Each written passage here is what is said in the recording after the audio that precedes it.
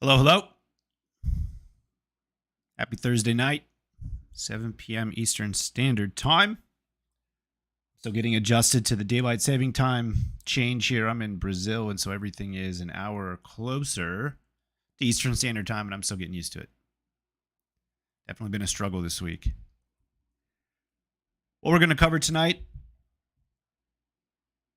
is essentially 4 trades that we're currently in right now.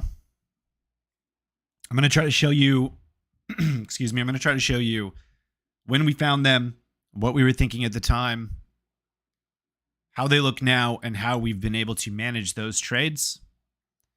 Kind of a central theme here for tonight is going to be holding those trades longer than most people feel comfortable. It's a bias that most traders have to break when they come into TTI, but it's something that after the first few weeks, they realize, hey, it's a pretty good bias to break because the 50% profit that I sold 3 weeks ago is now worth 250%. And what happens if I can do that over and over and over? The gains compound. We're going to talk through some of the higher level stuff, our particular system. But what I want to do here in about 30 seconds is I want to start off by showing you your greatest edge as a swing trader. Your greatest edge as a swing trader is not necessarily our trading system or realistically any particular trading system. Your edge as a swing trader is time. Say it all of the time. Your greatest edge as a swing trader is time. Most people are afraid to hold positions overnight. This is a terrible bias. Awful. People feel like they need to be in control of every single thing they do of every single second. And all I have to ask is, how is that working out for you in the grand scheme of things? For those of you that started trading during the COVID times, you've had about 4 years now. Have you made $1 million yet? Have you succeeded in what you're trying to do? Are you still spinning the wheels? I'm going to show you something really quick. A lot of you guys that are trading right now, most of my audience are swing traders, so you don't have to hear this. But for some of you that are day trading, if you're working a 9 to 5 or you have outside time commitments, you're really fighting against everything in terms of being a profitable trader. If you're hiding from your manager or your boss and you're trying to day trade in a bathroom or whatever, man, there's so many things stacked against you while you're sitting at your computer with everything up. How do you expect to be successful in an environment where you are hiding on a mobile phone, competing against the smartest people in the world? It's going to be very tough. So what I want to do really quick, I'm going to flip over to Twitter here, and I just want to show you this chart. It is not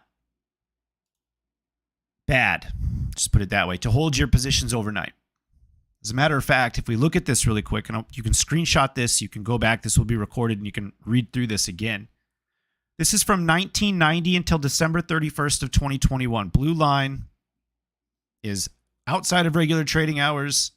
Green line is during regular trading hours. These are the moves that major stock market indices have made over the last 31 years. 31 years. A 5-year-old can tell you which line is better, blue or green. Every single one except China, ironically, has performed magnitudes better overnight than intraday. Every single country's major market index, including the S&P 500. There is edge in holding positions overnight. We can prove it mathematically. We can see it statistically. There should be no argument against that as swing traders. But I do want to add a little caveat. It is not the same for day traders. Day traders do not have the luxury of time. Once again, swing traders' greatest luxury and greatest edge is time. The more time you have on a position, particularly in primary uptrends, which we're going to talk about in a second, the greater the edge you typically have. But as a day trader, this is from 1993 to 2018. This is Bespoke Investment Group's data. Look at the change after hours versus the change during regular trading hours. After hours for SPY up 608% from January of 93 through January of 2018. All right, incredible. Hold your positions overnight.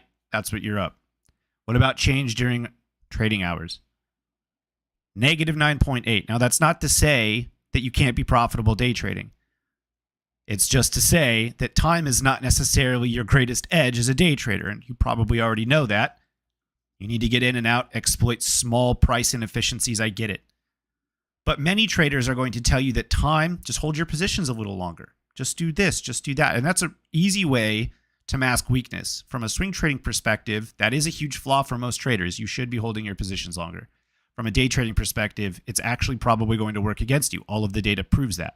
Intraday, you do not have the same luxury that swing traders do. So when we look back at something like this and we go, wow, there's an incredible edge looking at positions held overnight, from a swing trading perspective, it's fantastic. From a day trading perspective, even holding a position an extra 5 or 10 minutes intraday can be the difference between a huge win to a huge loss. So as a day trader, you're just forced to make decisions at a quicker pace. There's a million things going on all of the time. Some people love it. Some people flourish in it. Most people probably do not. So once again, greatest edge as a swing trader, time. I always like to start out the webinar with this because not enough people endorse that idea. They think more control, more decisions are going to be better. In this certain market environment, if you're subscribed to the daily newsletter or you're on Twitter or you've watched any of the content on YouTube, I've gone through this a lot. We're going to go ahead and put this into the weekly time frame. Just want to point out that right now we're in something called a secular bull market. So I've marked up this SPX chart here.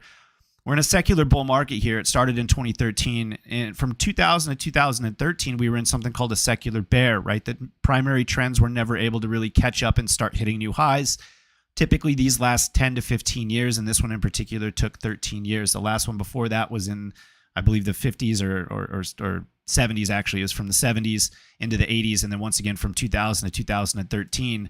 Now, I'll tell you right now, buying time on stuff like this in a secular bear market is not always going to be the best way to go about it. But when you are in a secular bull market, it absolutely is. As you can see, for 13 years, the market didn't really do anything from a primary trend standpoint. It went sideways.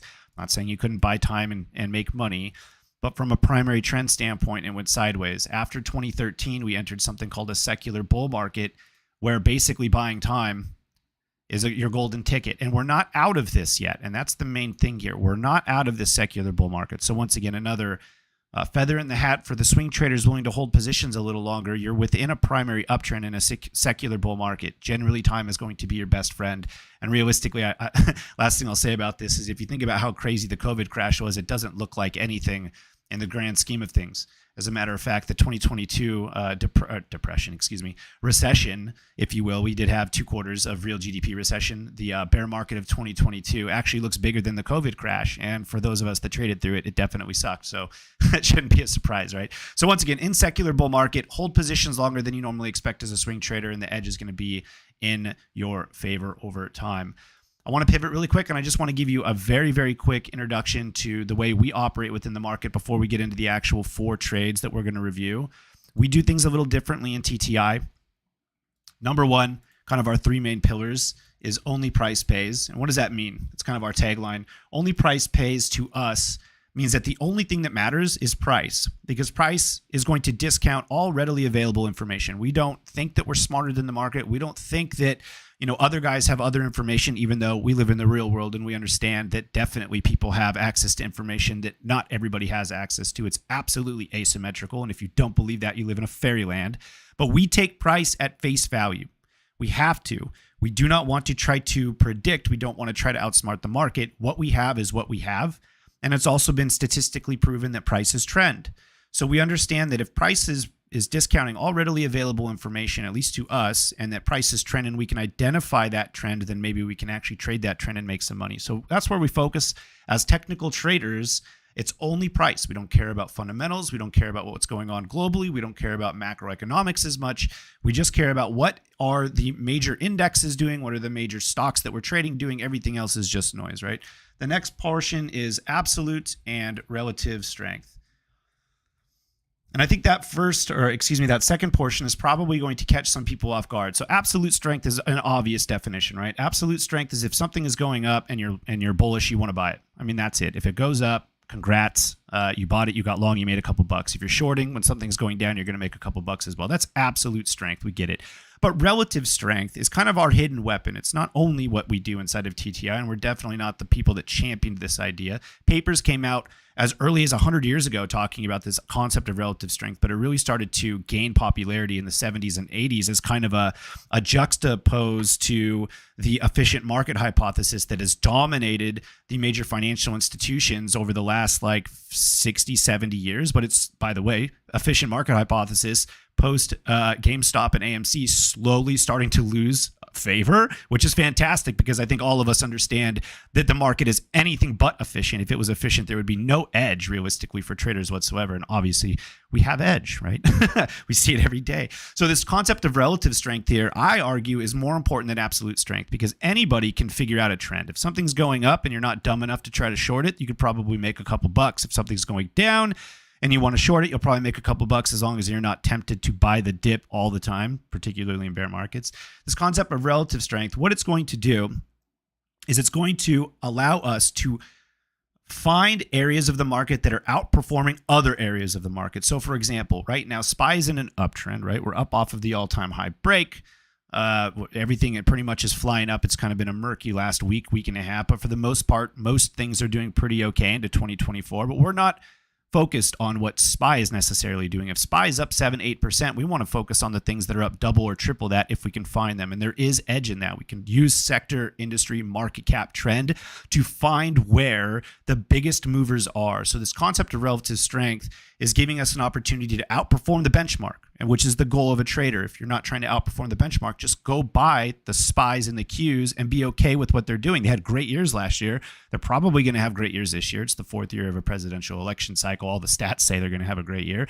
But if you're trading, you're trying to beat the benchmark. So we have to find the things that are beating the benchmark, right? We use sector, industry, market cap, strength, stuff like that to find the big leaders in the market, and therefore we can trade those and hopefully outperform. We've done a pretty goddamn good job so far this year. The last one is going to be momentum is king. Not really a catchy tagline or whatever, but realistically, there's two motives of momentum is king. And I know some people are for this and some people are against this, but we do not try to time the top of anything. We do not try to time the bottom of anything. We are completely removing the ego from the process, and we are at the mercy of whatever price is doing and trends, right? We understand that bubbles tend to bubble way longer than most people expect. Trends tend to trend in both directions way longer than most people expect. And we just want to catch a ride. That's all we want to do, right? So we do not take counter trend trades. If we're in uptrends, we're very, very, very rarely trying to time a top, if at all. And we are absolutely not trying to short stuff. It's just not our style. When those types of systems work, they work great. When they don't work, which they don't work often, you just slowly churn your account. And most people can't deal with a high loss rate, even if the win is huge. Most people give up. There are absolutely amazing traders that have 10% win rates, but are fucking hundreds of millionaires over. Jason Shapiro is probably a great example of that with Crowded Market Report. He will take the contrarian view and a lot of the times lose those trades, but when they hit, they're huge. I am the exact opposite. I can't handle that low of a win rate, and so I just don't do it, right? So this idea of momentum is king, it's a two-part idea, right? We don't try to counter trend, and we also don't try to time the tops or bottoms. And using something like a momentum indicator such as the RSI, the MACD, something like that will generally keep you on the right side of the trade, while also, if you're in a trade, confirm whether or not you should be looking to get out, right? So we use the RSI as a momentum indicator, not as a mean reversion indicator like a lot of people. If the original link didn't work, I apologize. I'm not entirely sure why, but that's okay. People figure it out or they'll watch the recording. No problem. But thank you for letting me know. The RSI here, we use it as a momentum indicator and not necessarily a mean reversion indicator like most other traders do. So above the 50, we love it. Actually, as close to 70 or 80, the better. It shows us that people are absolutely killing this particular stock head over feet. They can't get enough of it. And then conversely to the downside, below the 50, they don't want anything to do with the stock. We try to trade with that trend, right? So we use the RSI to kind of verify where we're at in terms of trends. So once again, only price pays for us. Absolute and relative strength is absolutely necessary. Momentum is king. So that's kind of the three pillars that we run our system by. The system that we're actually using is not proprietary in nature. We've taken a lot of different things and put them together, and it's really worked out very, very well for us. It's a 4-step process, right? I'm going to go through all 4 steps. It's going to take about 30 seconds. Just super quick. It'll put the trades better in context if you understand why we do the things that we do, and you'll understand why we actually opened those specific trades. So we use something called a top-down approach. top down. Most traders use bottom up where they focus on the specific stock here. We do not focus on the specific stock, right? We focus on macro first. And it's not macroeconomics. We focus on the macro framework. We're looking at primary trend. We're looking at sector, industry, and market cap, et cetera. That's what's most important to us. Where are financial institutions pushing capital? Where is the liquidity flowing into the market? That's where we want to know. We don't necessarily care about the stock yet. We just want to know, is it the tech sector? Is it the energy sector, which it is right now, ironically? Is it the industrial sector? And then once we figure out the actual sector, we can niche down within the sector into industry groups. So let's say tech. There's a bunch of different industry groups. So we'll say semiconductor, software, internet. Those are the three that we generally use. We can see which sub-industry within the sector money's flowing into. We'll say semiconductors, which is the big winner so far in 2024 and also the winner of 2023. And then we can actually dive in even deeper and find which micro caps are getting a lion's share of the flow. Is it the mega caps? Is it the $100+ billion companies? Is it the large caps? Is it the mid caps, small caps, or micro caps? And what that's allowing us to do by building this macro framework is allowing us to have the highest probability odds of trading within the same part of the market, the same slice of the market that financial institutions are pumping liquidity. And that in of itself is probably the biggest edge. It's not necessarily the stock that we're trading. It's where the hell are the bigger financial institutions trading? That is where we want to be focused. Number two, got to scan for the stocks, right? We absolutely have to scan. So once we know where in the market we actually want to operate, I'm going to go and actually pull up one of the scans here on FinViz just so you can see exactly what it looks like. We have to go and find where in the market we want to be operating. As a matter of fact, let's flip over to the browser. We have 9,497 available things that we can trade on any given day. That's way too much. That is way too much. Let's say from a macro standpoint, we figured out that we want to focus explicitly on energy-related plays, which are starting to show relative strength, ironically. Oil and gas exploration, which is probably the sector you're going to be trading a lot when you're looking at energy-related stuff, because that's the higher volatility sub-industry of energy. And let's say you want to throw a couple filters on optional and shortable. If you're trading options, you certainly need an options chain. So now we went from 9,500 to 71. And now let's say you want a volume. Right, something over 500,000 has to have some volume to trade it. Now you have 49 names, and then from 49 names, let's say you want 50-day highs. What's actually outperforming? From 9,500 stocks, you are now at 11, and if we hit the chart, most of these are probably going to be, at the very minimum, chartable. These should be in uptrends. These should be easily tradable. There should be liquidity on these names, and you can kind of go through the chart however you look at your technical analysis and start building a watch list. But that's how we just took 9,500 stocks and whittled it down to a very small portion of the market.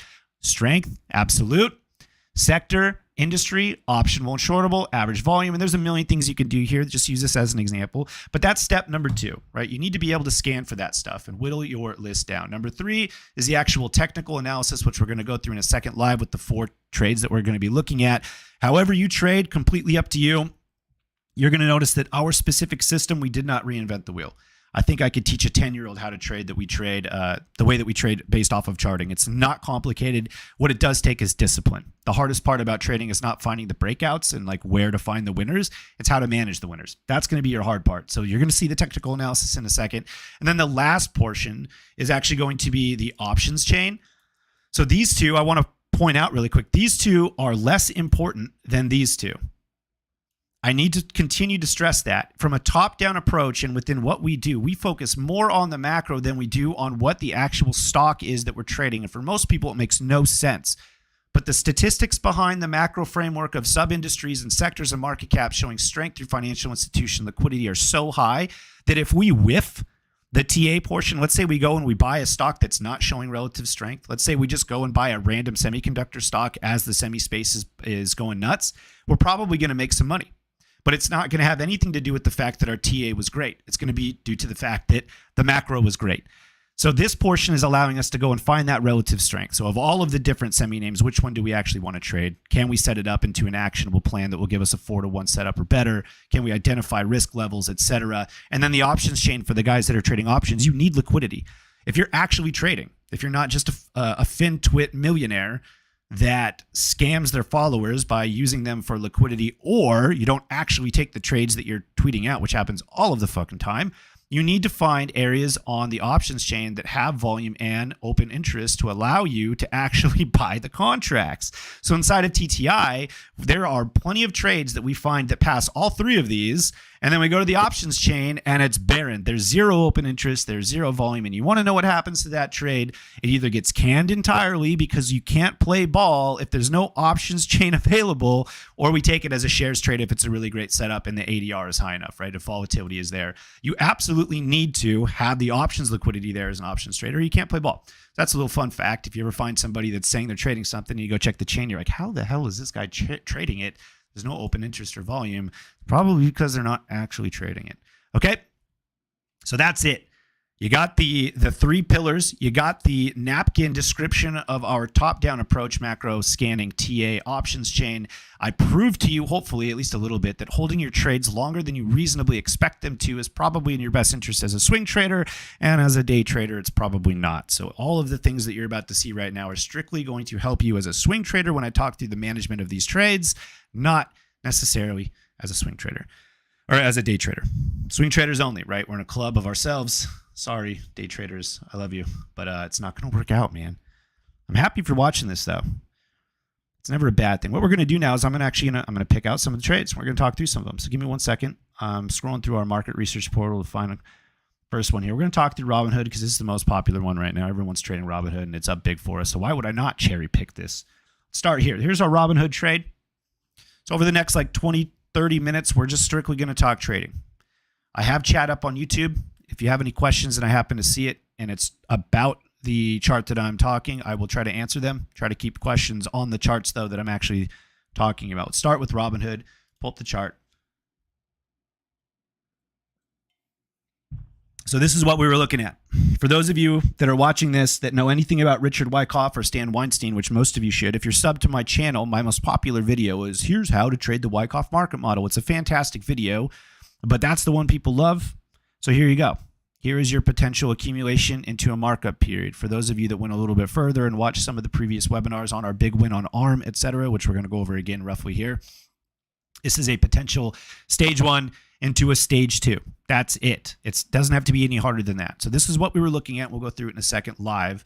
This is what we posted about 3 weeks ago. You see financial markets, or you see sector and industry info, financial and capital markets. You see that it was a mid cap at 12.12 billion. And this matters to the TTI guys. We need to know if we're trading a small, mid, large, mega cap, micro, because once again, our macro tells us where we want to be vested, where we want to be trading. So that always matters to us. We're not just randomly picking stuff out. Volatility matters to us. We'll talk about it in a second. In this case, Robinhood's 3.84 ADR means it was rather volatile, so it was good for a shares or an options trade.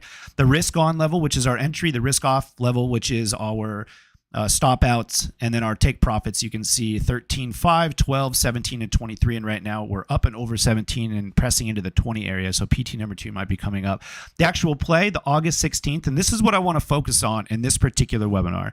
You know, I was asking some of the guys in TTI, what should we talk about? And I think one of the reoccurring themes is where they found the most value coming into TTI. And it's not cheap to come into our professional trading program. I'm just letting you know right now. It's not cheap, and it's a big time commitment for the guys that come in. And so when they tell me, out of everything I've learned, the number one thing that I've found the most valuable is buying time and being constantly told not to freak out about positions, take profits at logical levels, and continue to hold a portion because those things continue to run. We're in the second year of a bull market. So I want to focus on the fact that we bought this in February and we bought August's. February. August, that's a lot of time. That is a lot of time, right? This is the whole point of this webinar, is to try to trick you guys into thinking, 1, you need to hold your trades longer, and 2, buy extra time. That's your greatest edge. So from February, we went out many months and we bought the Augusts, okay?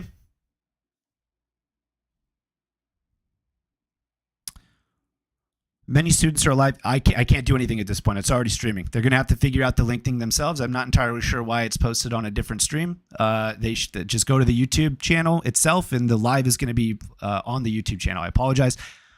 I don't know why it did that. But I can't stop the stream, unfortunately. Otherwise, there's going to be no stream up at all. So really quick, I'm going to keep going through Hood. The August 16th, $20 calls for no more than $1. It's super important. I'm not going to go over this again, but I think it's important for everybody that are trading options to focus on how much you're actually spending on the play. If you look at that, no more than $100 or $100. It's important to understand if you're overpaying or underpaying on a contract.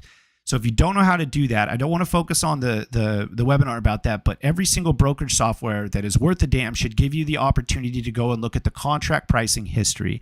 And if you are buying into a breakout, I highly encourage you to see how much more those contracts are worth than they were the day before. Hint, hint, try to buy on a pullback. Something that you can do very, very easily and stack R to R in your favor. In this case, we put a price ceiling at $1. We did not want to spend more than $1 on these, so we got these for super cheap, and you can see that there was a write-up there. We want to be long hood above 13.5. It's a recent IPO. We really like this. This is an IPO range high breakout. It's a setup that we've played over and over and over. And so now I actually want to go and pull it up. We're up rather large on this trade right now, so you can see where it's at. We're talking about potentially adding into it, which maybe we'll go over or not, but we'll see.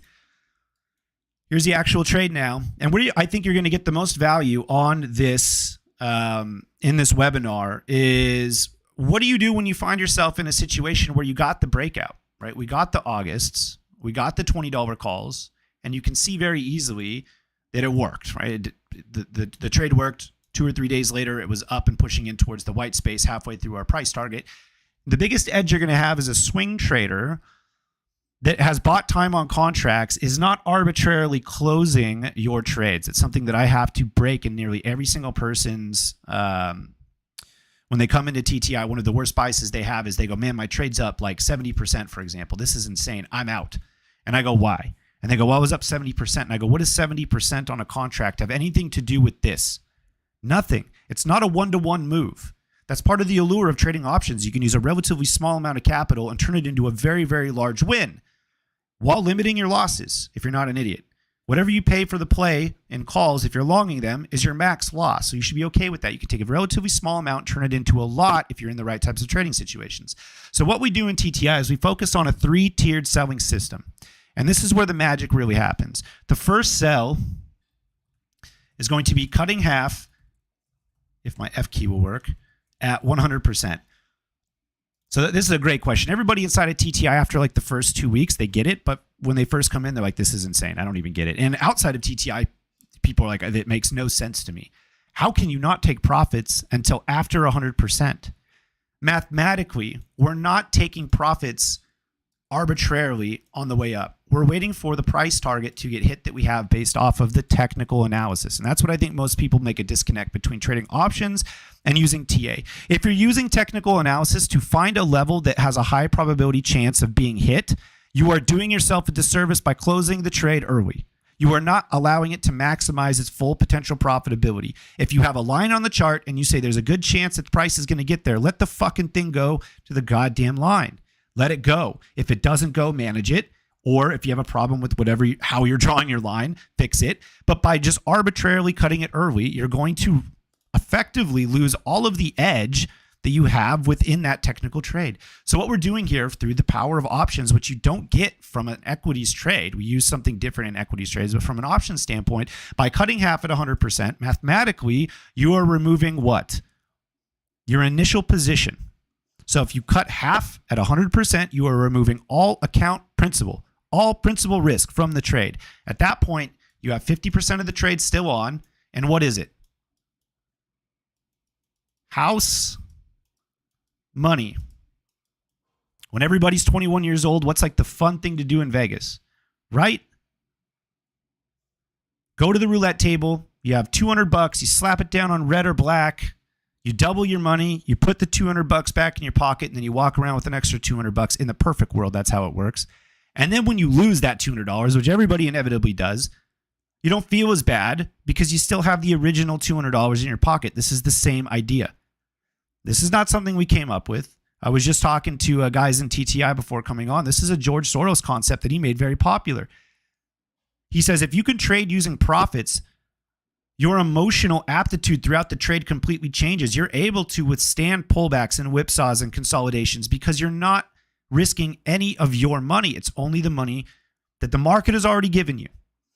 So by closing half, you're playing with house money and you're able to hold these positions a hell of a lot longer, right? You're not worried about every single pullback because it's not going to materially impact the account value that you had prior to opening the trade. So when we cut half in Robinhood, which we did, it allowed us to continue to sit in the trade and we didn't have to worry about it. As a matter of fact, we remove this circle really quick. Our price target, which you saw on Circle, was $17, right? So we wanted to cut a portion of our trade at $17. We shot up 2 or 3 days in a row. We gapped up, and then we started to consolidate. Most people would say, I'm out. I can't do it. But we had already cut half of our position. We're playing with house money. A few days later, we shot up. We tapped 17, And what do we do at the 17? That's our first profit target. So we still have half of the trade on. Now it's time to pay ourselves a little bit. Cut 1/4 at PT. So now we've effectively removed 75% of the original position. We've taken all principal risk out at 100%, and now we're taking a fourth out at whatever the profit target is. It's generally going to be more than 100. But we don't know exactly what it's going to be when we plan the trade, because there's something called the Greeks that we can't necessarily depend on right when we take the trade. What happens if this took 5 weeks to get there? The valuation of the contract premium is going to be different due to theta burn, etc. Implied volatility, which is great for breakout traders, by the way, if you can find low IV environments to buy these breakouts, etc. Right? So we cut half at 100. We take a fourth off at the PT because we expect overhead supply. We're not the only assholes in the market that are using these fib extensions for price targets. It's a self-fulfilling prophecy. Fib extensions are super popular. But now we have what we call a Goldilocks scenario inside of TTI. The Goldilocks scenario is that we have a free trade plus profit. So if the rest of the trade goes to zero, we're still out with money. We made money on that trade. Fantastic. Good job. But now we have a situation where that last contract or that last portion of contracts, we generally buy in twos for this reason, right? We want to cut half even amount. So if we buy 2, 4, 6, 8, 10, 12, it's easier to do the math. However many you have left are completely paid for plus profit. When you have time on these, right now it's March 14th. I go ahead and draw if I can find it. Where's the vertical line? Vertical line. There's today. We have all the way until, what was it, August 16th or something like that?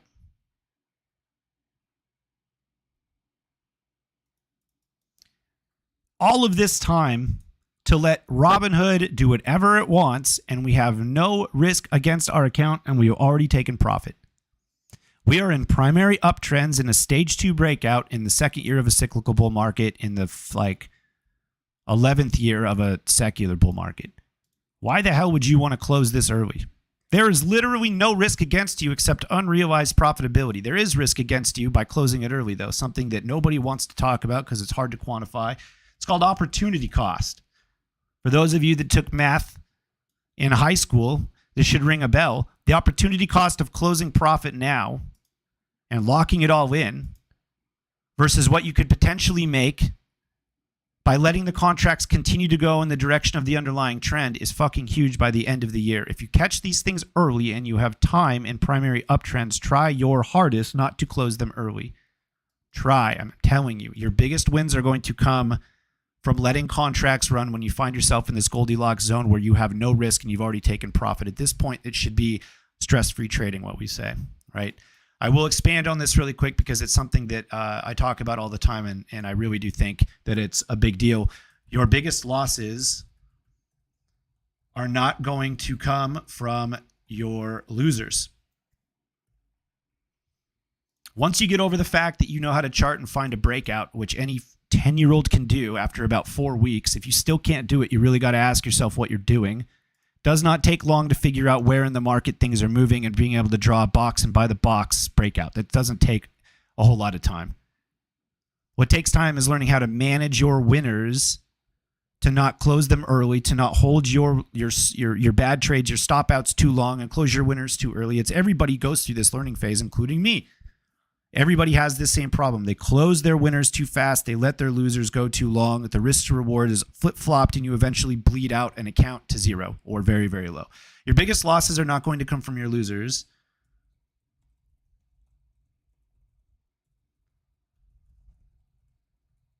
They're going to come from closing your best trades early, this opportunity cost. Your biggest losses on the year are going to be the trades you closed early. I'm telling you. Been doing this for 14 years, and I've been running TTI for 4. There is always a horror story of somebody buying, for example, Robinhood off of the 13.5, and in 6 months it's a $40 stock, and there's going to be somebody still in TTI holding an original contract because we bought time, and everyone's going to go, I wish I held it. Don't stop out unless you're forced to, which is the next thing I want to talk about, because we're not just going to hold these things to zero either. We're technical traders. We understand the concepts of support and resistance. Everybody should understand that if you're a technical trader. Support and resistance is the bread and butter of TA. In this case, resistance can be found at multiple points where sellers are defending a price level and buyers are pushing up into it, right? Generally in trends, they resolve to the upside. Generally, it's not always, but generally that's how trends work. They resolve to the upside. And then to the downside, if price were coming down into this and consolidating here, you would expect them to resolve to the downside. There's power in trends, right? Power and trends. But we're not oblivious to the fact that these contracts right now, the Robinhood contracts for me are up over 300%. And I think most of the other guys flip over. I think I have a Discord here. You know, we have some big wins. This was yesterday, so they're bigger now because obviously we gapped up. But you can see some of these wins here: 200%, 200%, 600%, etc. You don't want to let the rest of the position go to zero, right? Or it's not just okay. I'm not thinking about it anymore. If it goes to zero, that's fine. I've already taken profit. Absolutely not, because the next stage is understanding that unrealized profit is still risk against your account in terms of opportunity cost, right? But that's hard to quantify, so I try not to bring it up to newer traders because it's so abstract. People are like, I don't get it. It's only when you find yourself in a situation consistently hitting big wins where you realize the opportunity cost really starts to bite you in the butt at the end of the year. So what we would do with Robinhood, and what we already kind of said, is if we break back down below 17, we're going to be very cautious about what we're doing with the remaining contracts in Robinhood. As a matter of fact, we might even be looking to potentially add into the position at the 17 area. This is something called the resistance turn support flip.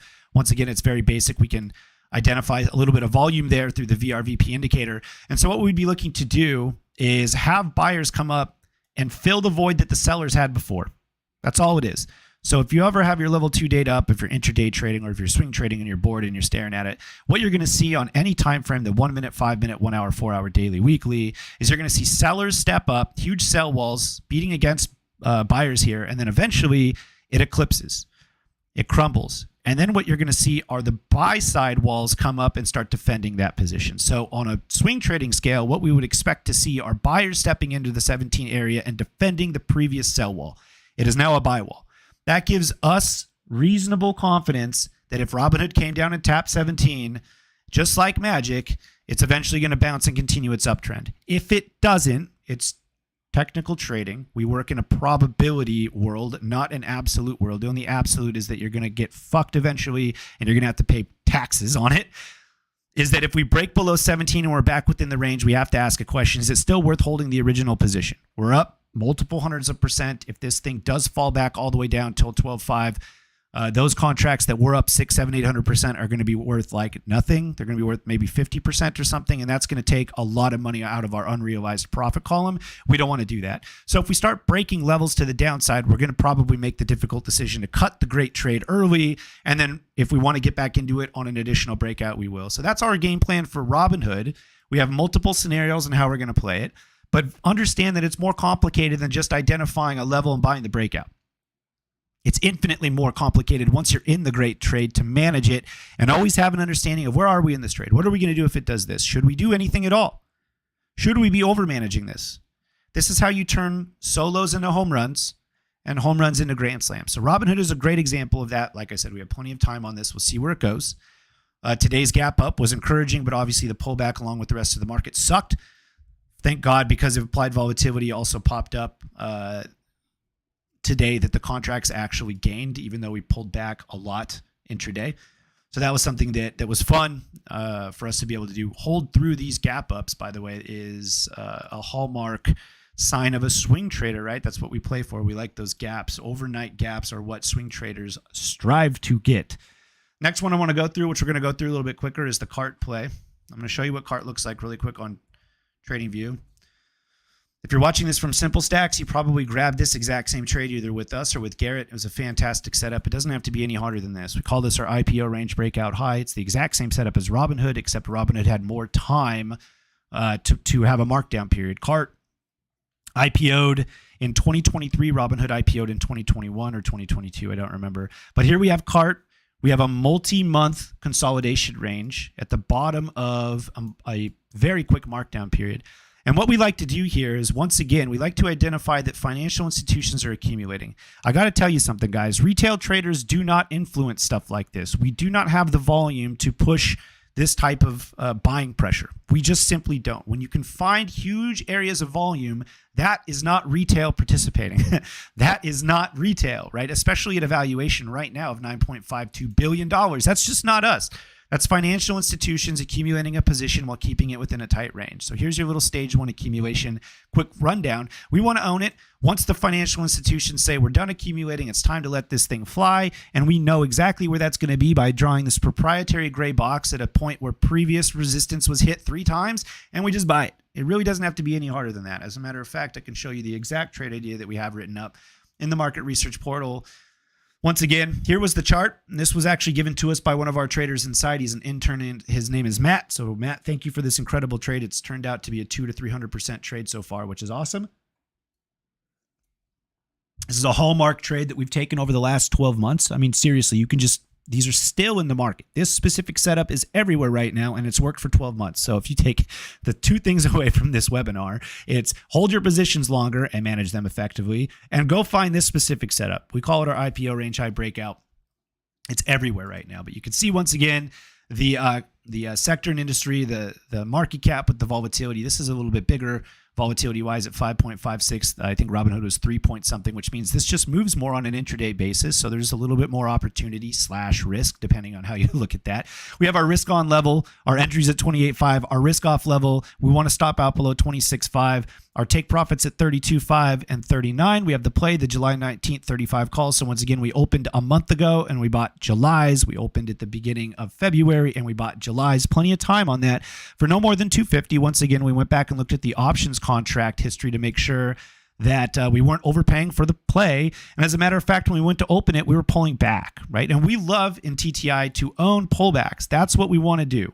We want to own pullbacks. We don't want to necessarily buy the breakouts. I don't want to turn this webinar into why we like to do that, but I'm going to give you something to ponder really quick. If price breaks out, what generally happens to options premium? It also goes up. But when options premium goes up based off of the underlying assets price going up, do they go up at a 1-to-1? No. Options contracts go up way more. That's the allure of trading them. So let's ask another thing. When underlying asset goes down, the options contract generally goes down unless IV is expanding a little bit, right? Do they go down at a 1-to-1? Absolutely not. The options contract goes down like this because it's not a 1-to-1. That's the allure of shorting stuff like this. What happens if we're in a strong uptrend and we're breaking out and we can somehow figure out that there's a high probability odd of a pullback? Would you rather own something that's cheaper but has the same trade idea, or would you rather participate in the breakout and own it as the options premium is going up at nearly a 2 to 3 to 1 rate? We would prefer to own stocks that are breaking out and pulling back to get a cheaper contract. So something to ponder there. We call it our BRB. If you follow me on Twitter, or I think I have material on YouTube, it is a very, very powerful concept. It's not always a 2-to-1, but you're right. Options definitely move a lot more volatile, and I mean that's why there's opportunity there, right? So this card position we opened at 28.5 once again, and something that I think is important for us to understand is that, excuse me, throughout the life of this, there wasn't really an opportunity to participate. There really wasn't a clear area where if you missed the initial breakout, you couldn't get back in. If we look at Hood really quick, we had internal dialogues just as early as yesterday afternoon at this 17 area. Should we be adding in here because we expected a move above it? We did not know after hours it was going to gap up. We had no intention whatsoever. And as a matter of fact, I would be lying if I told you a bunch of people jumped at the fact of entering new positions here. We didn't. But we had the internal dialogue that this is very clearly overhead resistance. We are pressing up into it multiple times. It's eventually going to flip. We already have a free trade with some profit. Should we be looking to average more into this trade? It's working. We didn't do it. But these are the types of conversations that you should be having internally, or if you're in a different community, this is how you roll your big wins into bigger winners, right? So if we look back at CART really quick, there was no real area of consolidation. Hood gave us consolidation right at the price target, multiple sessions. We were having a dialogue. CART, if you missed it, you missed it. And that's kind of the unfortunate part when it comes to swing trading. From a day trading standpoint, your opportunities might come in 5-minute increments. If you're scalping, it might come on like the 1-minute chart, like from minute to minute, there's an opportunity. From a swing trading perspective, if you miss the breakout, you really miss a lot of, you can miss a lot of the actual trade. You can. Now, obviously, you can try to find ways to get in through uptrends. We have a great webinar on it called Trading Stage 2 Breakouts. I highly encourage you guys to watch that, but it's how to find consolidation fractals, things that are going sideways, things like that, and then playing the breakout or pullbacks into dynamic moving averages or support or whatever. It's really a good webinar. I highly encourage you to watch that, but this is a great example of something that broke out and just had absolutely no pullback whatsoever. You either owned it at the 28.5 and you're in it, or you didn't. So once again, we ran through the same thing. We closed half at 100%. We took a quarter off at the 1.618 fib extension, which was 32.5. The next price target's $39. And do you think we've sold anything? Absolutely not. We've sold nothing. Now, I will tell you the contracts haven't moved as much as Hood. I wish. I think my Hood position up, it came down because of the intraday price action, but it's up and over 300%, which is great. My cart position, even after all of this, the contracts are not up 300%. It's up like, I think 200 or something. So this arguably is a better trade than Hood, but from a P&L stand, I shouldn't say better trade. It's an easier trade than Hood. I haven't had to do anything since I opened it. Literally just do nothing, just exist and try not to close early. And ironically, this is moved 25% and it hasn't paid out the same. So options really fun, right? Hood has paid out way more than cart, even though cart has arguably been the easier trade. But I think what you guys can take away from something like this is that when you find yourself in a great trade like cart, some guys find themselves quick on the finger or the trigger to close early for no reason. There's no reason to close this. The only reason we would have to close this is if we have some sort of dramatic pullback through a level, which at this point in my mind would be this area right here, 33.5-ish. If we pull back and break below that, maybe it's time to close the last of our position. But right now, once again, we have free trade plus profit, Goldilocks zone. We have a PT up at 39. Assuming we have, let's just say we have 2 contracts left. What do you do in a situation where you hit the second price target? Doesn't happen often because our second price targets are generally pretty far away. But in this case, for cart, it absolutely could. We're March 14th and we have July expirations. You would sell one and then leave the other one to run. You do not want to close your full position unless you're forced to. The only way that you would close that last one, and something we talk about and debate inside of TTI all the time, is if you're stuck with one. What do you do with one? I think that the professional, the productive answer is to close it and be okay with the fact that you nailed a grand slam trade on that. Maybe you miss out on a little bit of extra moves, but at this point, if you've whittled down to just one contract, or let's just say you bought like 4 or 2 to begin with, you don't have as much wiggle room to chip contracts off like the rest of us do that bought larger positions. So you're going to have to take, unfortunately, those stops, but it's still a great trade. You shouldn't kick yourself in the butt. And that's kind of the goal in TTI. Most people don't start off with huge orders of like 40 contracts at a time. They usually start off with like 4, and we coach them to sell half, sell one at the 1.618 fib extension, sell one at loss of momentum or market structure, right? We coach them until finally they feel comfortable enough to do it, and then obviously they can go out and start upping their size, which is something that generally, that's the fun part. Once you feel comfortable doing what we're doing here and managing the trades intra-trade, start upping your position size. That's the fun part. Ironically, it's super hard. It's super, super hard as well.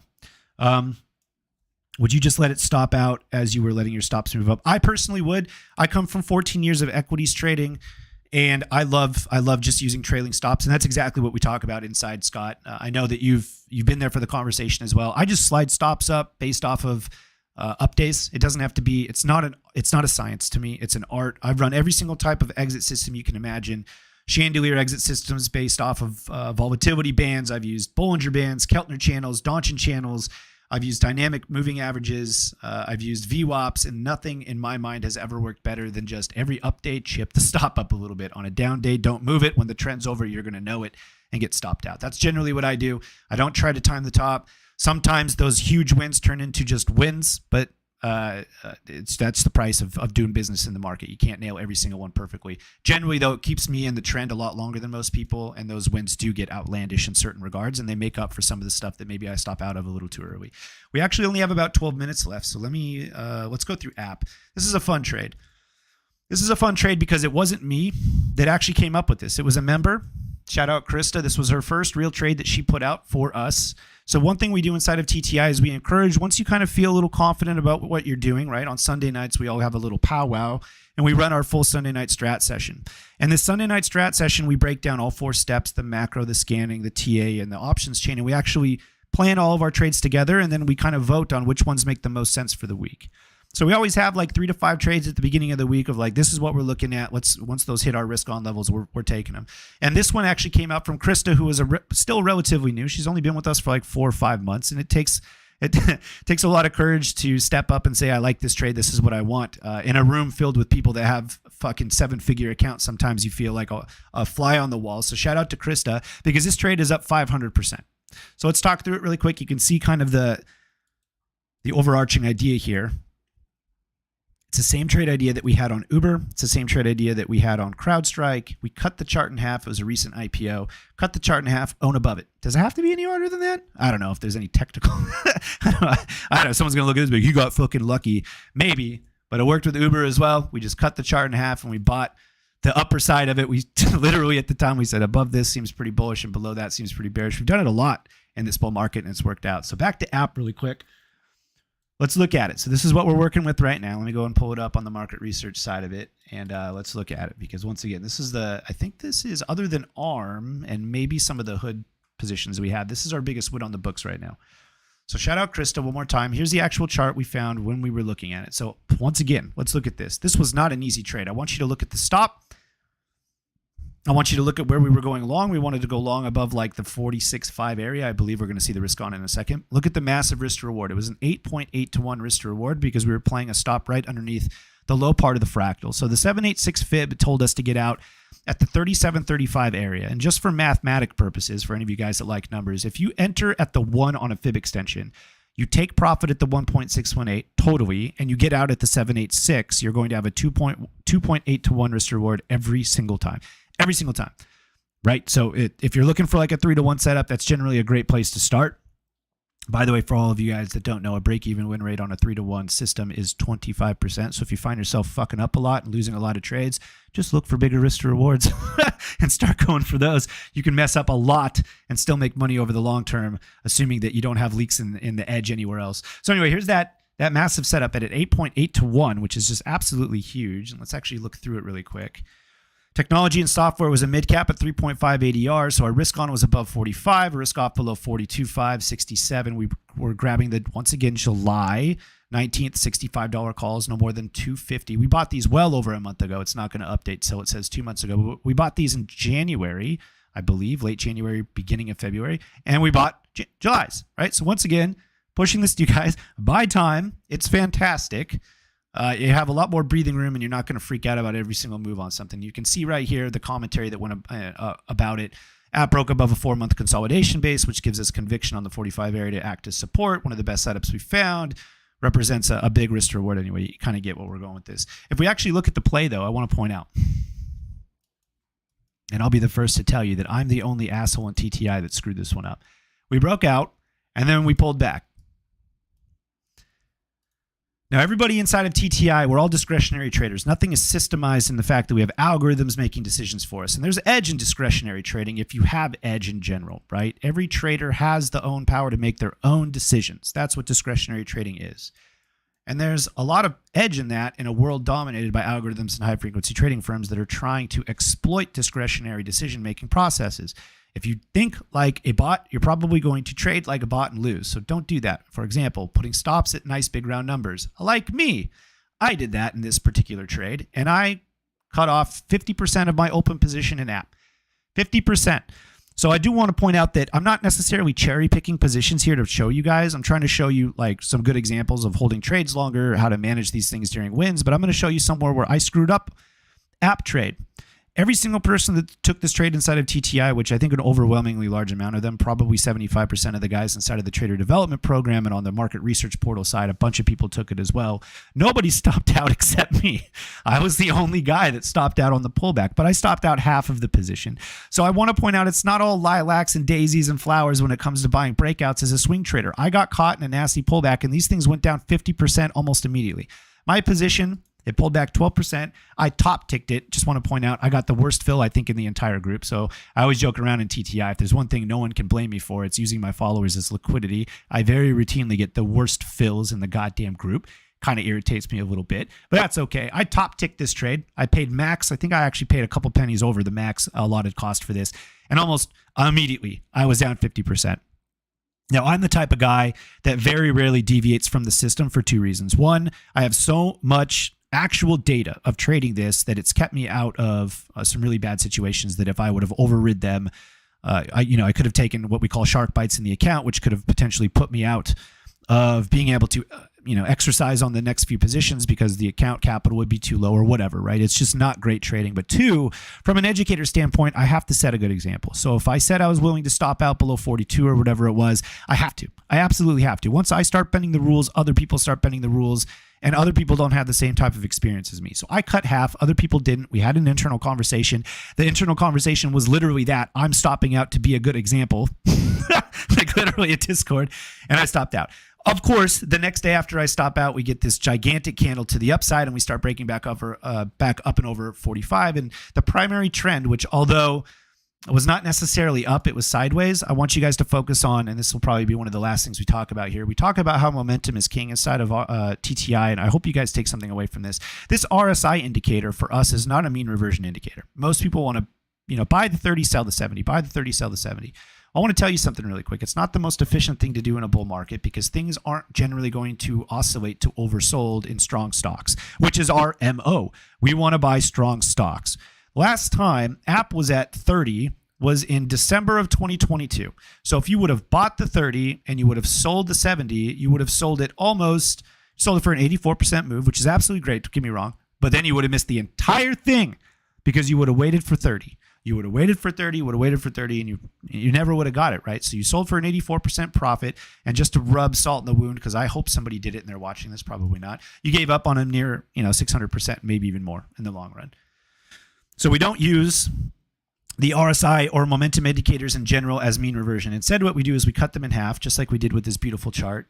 And there's stats, by the way, to prove this. Everything we do in TTI has some sort of academic paper or some sort of statistical study that gives us edge. We want to prove it, not only theoretically, but then we go out and put our money to work and make sure that it actually holds up in the market emotionally and everything else, right? So we cut the RSI in half and we go, if this thing is trending above the 50, if it's oscillating above the 50, there's a little bit of a wiggle room down to the 40 area. That's what the statistical paper tells us is kind of the bottom of this. If it's oscillating between 50 and 100, we're in something called a bullish momentum regime. You probably hear me talk about it all the time. This is telling us that bulls are in control. Even during consolidation periods, they are never giving the keys over to the bears. Bears are not in control here, even during consolidation periods. So one of the green lit things we focus on in TTI is that when the RSI is above the 50 and we are looking at getting into a trade, it has to be long. When the RSI is below the 50 and oscillating below like it was here, the only thing we're going to take in this situation is a short. That's it. We were not going to go long if the bears are in control, and we can identify that through a bearish momentum regime, which is oscillations between the 50 and the 0. So in this case, in the RSI, we had bullish control from the end of 2022 all the way until we bought the actual breakout back at end of January of 2024. So that's well over a year's worth of bullish momentum. And here we have the breakout, right? So nobody wanted to close because bulls were still in control. That was the internal conversation. Once again, I closed. And then all of a sudden we get the big shot back up and the gapper, right? This is something we call the power earnings gap. Everybody in the industry calls it that. If you don't know what that is, it's a gap based off of earnings. It's fun how that's named, right? And generally, pegs off of consolidation periods are going to give you an opportunity to continue to hold a trade, or if you're looking to get a trade, this is what we would generally consider a fundamental change in the market. For whatever reason, the market has fundamentally changed its view on app. You get pegs and uptrends, generally it's time to buy, or if you're already long, it's time to stay. And this was the big mover for us. It was obviously the gap. We were holding it into it. People were holding full size on their position, so this is worth a lot of money to some people. For me, I took half off like a jackass. It's still a great trade. I've made back everything I've lost. It's up 500% for me, and it's still running. So we have $65 calls that are going to expire in July. We were briefly in the money, and I expect to be back in the money relatively soon here with app. So it's still going to be a great trade for me. I did mismanage it. The other people in TTI didn't, but hopefully you're taking something away that not everything's going to work right out the bat. Understand where momentum is. Close half at 100%, which is what we did here. I want to close half at 100%. And guess what? We have not touched this since then. So for the people holding full size, they have 50% of their trade right now up anywhere between 300 and 500%. This is a huge trade for us. What's going to happen at 67? We're going to close a quarter of the trade like we always do. And for the guys that still have, or girls, in this case, Krista, for the other traders in TTI that still have the quarter of a position, they're going to be able to let this thing continue to run until one of two things happens. Either a loss of momentum, which is pillar number 3, or, I don't know why I'm mixing up paintbrush with type, but that's fine, or a break in market structure.